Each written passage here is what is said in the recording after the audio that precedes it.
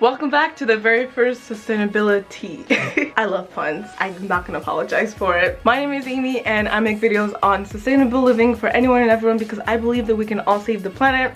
So hit that subscribe button because why wouldn't you want to save the planet? The plan, the goal, the outlook is on Tuesdays. I'm going to be uploading a sustainability video, which is basically where I drink some tea, obviously, and I watch videos, react to videos, articles, any of the sort related to sustainability. I just graduated in May and I minored in sustainability, so I'm pretty much an expert at this point. Today's video is going to be pretty short. It's only like 6 minutes. I just searched up zero waste on YouTube. Definitely subscribe if you want to see videos on that. So I want to make videos about the zero waste movement and kind of talk about the politics of it, how it's marketed, how it's not attainable. But today's video is just going to be a reaction video. One of my favorite YouTubers, Penny, she does bad movies in the beat, and I think it's really interesting watching her do makeup, which is what her channel is about. But then she also reacts to movies, so I thought it'd be fun if I reacted to sustainability videos while I drink some tea. So without further ado, let's get into this video.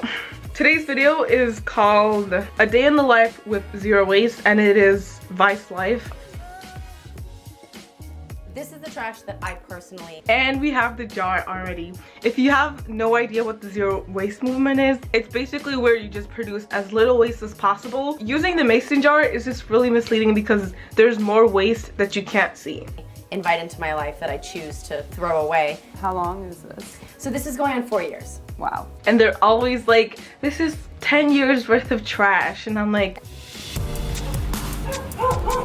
I'm Simone Sullivan, and I'm about to go meet up with Stevie Van Horn, who lives a zero waste lifestyle, and I'm going to spend the day with her and see how she does it.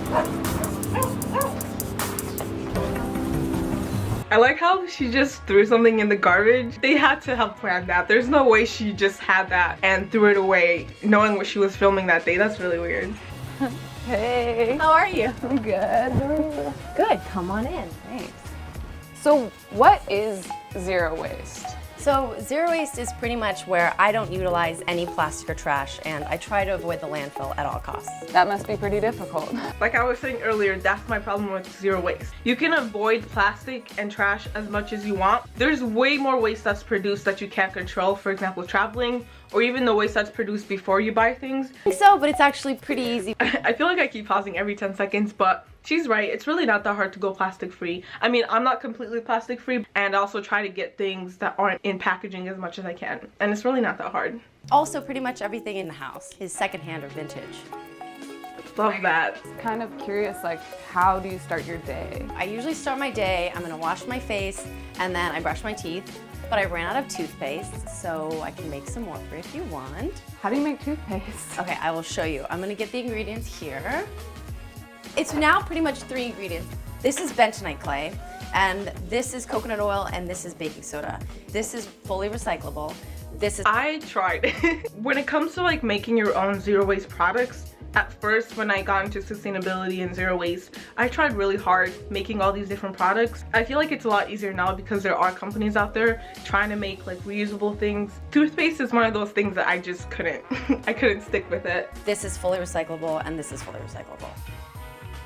Once again, I'm pausing too much, but another problem I have with the zero waste movement is the fact that recycling is seen as zero waste. Recycling is a lot better than throwing things in the garbage, but guess what? If you recycle something, it's still going to waste, because when you recycle, it goes to like a recycling plant and you have to use energy to recycle things. So I think it's a lot better to be package free. Recycling is still waste, and you also have to keep in mind that, especially with how Americans are just horrible at recycling, China, Philippines, and other countries aren't taking our recycling anymore because there's a lot of garbage in there, so it's seen as trash now. Please don't rely on recycling, especially if you're trying to be zero waste. Just because you're not seeing this waste doesn't mean it doesn't exist. Let's try to watch more of this video. Do you ever get any cavities? No, I don't get any cavities. So why did you decide to start doing zero waste? So actually, mushrooms was one of the big reasons why I decided to be zero waste. Mycelium is the neurological network of planet Earth and the forest, known to repair, replenish, recycle, and communicate with the environment. I was kind of wondering what our role with the environment is.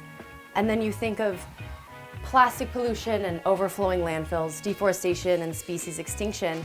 And then I just got into like this big rabbit hole of trying to change it. And one of the big things is cutting out plastic. Is that too much? No, that's great. Cheers.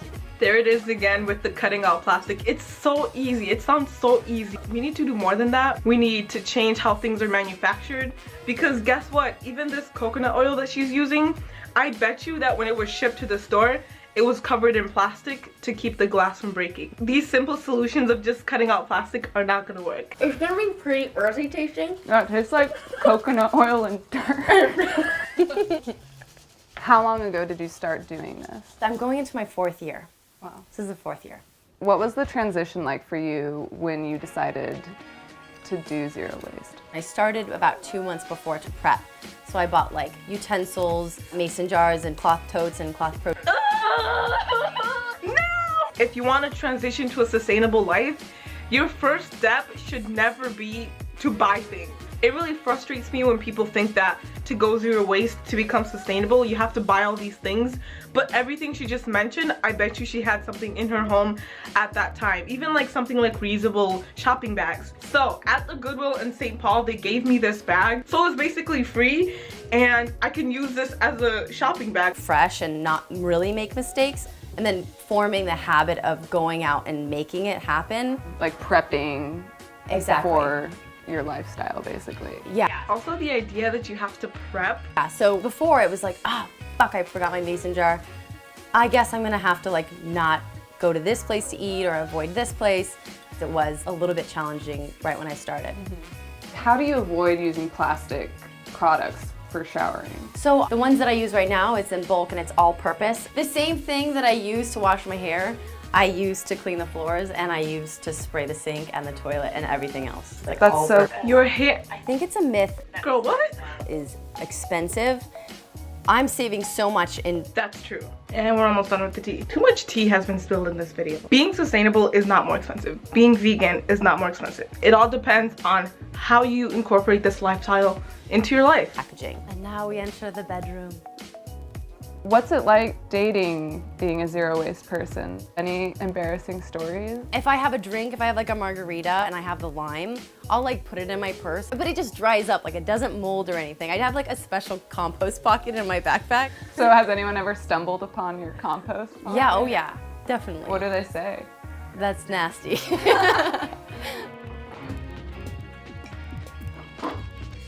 Making soup. Are there ever any like That's literally so mean. Back when I was in college, like whenever I'd meal prep, I don't meal prep now much anymore because I don't really have anywhere to go to where I need to like have food ready at all times. But whenever I would meal prep, I'd always have like a big old jar of pasta sauce that I'd make, a jar of soup. I put everything in mason jars. The only one is when I'm at the airport and I forget stuff. It's super tempting. There's plastic everywhere. There's like no bulk sections at the airport. It's just like trail mix and chocolate and all those like really good things. My other problem with the zero waste movement is this complete incessant need to be perfect. I wouldn't even call myself zero waste. I'm not. If I was hungry and I was at the airport, I'm not gonna starve just so I can avoid this like a little wrapper. When you show people that this is the movement, that you have to be perfect and otherwise you have to put this thing in your jar and you lose. When you show people that's how the movement is, no one's gonna want to join your team. I love, and when I'm starving, sometimes I want to be like, book it and just like do it. But it's not worth a shitty future just to have like a convenient snack. I understand where she's coming from. I don't think what messing up every once in a while is really going to be that much more detrimental to the earth. I'm just gonna tell you that. Especially because a lot of the problems with our environment come from way high in the supply chain and at the bottom of the supply chain how things are recycled even. Looking at this video and seeing that you can't be perfect is making you not want to become zero waste. Then you see the problem with these kinds of videos. No one has to be perfect. You know? Yeah. This is the compost we used. Do you want me to open them? Yeah. So I usually put them in brown paper bag and I'll just toss it in there. And it won't smell because it's frozen. Yeah. It gets picked up by the city and gets distributed through different like Not all of us have compost. How do you I'm feel so about jealous. doing this lifestyle in such an urban environment? I've seen at like 8 a.m. I'll leave the house, see a trash can that's empty, and then come back 2 hours later and it's filled to the brim with coffee cups. And all that's going to the landfill. So the biggest thing you could do is just carry like 2 things with you, which is a produce bag, a tote, and a mason jar, or a reusable mug. Yeah, I gotta get one of those. Gotta get one of those. Yeah, definitely. What do your friends think of all of this? I have a lot of different reviews. We can actually meet up with one now for coffee if you want. We can talk to him. Oh, Maybe? yeah. You want to? Yeah. Okay. All right, I'll call him. Are we gonna bring our own? That was so fake. Yeah, you can pick any mug you want. That Mom. says mom, so you should probably take that one. Do you ever feel like Stevie's judging you? Like Yes, all the time. right now? Yes. No. One of the greatest things about her is that she really is not judgmental. Like, for me, it's not. We love that, because another thing that can hurt people who might want to join the movement is feeling or being judged. So if you're trying to get people on your side, trying to get people to become zero waste, please don't be mean about it. Don't be that one person who like gives people dirty looks. That's just not helping anyone. 100% doable. Yeah, I mean, I'm using a straw. Is there a line drawn between Stevie and zero waste, or like have they merged identities? That's a really good question. I think she is zero waste Stevie, like now. I'm trying to think of the times where I wasn't zero waste, and I'm like, but I'm zero waste Stevie. No, I'm not zero waste Stevie because I hate the sound of that. But I just have, I've gravitated toward that lifestyle, and it like has done so many things in my life that's positive.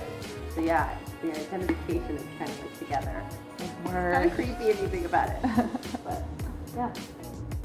I didn't really know what to expect, spending a full day being zero waste. For me personally, I don't think I'm ready to make all those changes, but I think simple stuff like being aware enough to bring a coffee mug to the coffee shop or a tote bag to the store is totally doable. Hanging out with Stevie was super fun. She's a normal girl. She just makes less trash. So my thoughts, and the tea is all gone. So my thoughts on this video, I spoke a lot. She's such a sweet woman.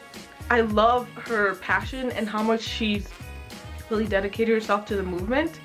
But for me personally, I think the whole mason jar thing and the incessant need for people in the zero waste community to be perfect makes it really hard for some of us who can't do that. Accurate, what about the other waste you produce in your life? The zero waste community puts this huge weight on physical and personal weight, and it kind of takes away from other forms of weight that I think are more important, like carbon waste. If you travel a lot, that's producing a lot of waste. So even if you have just a small mason jar of garbage, I think that if you travel a lot, then you're producing way more waste than you could possibly imagine.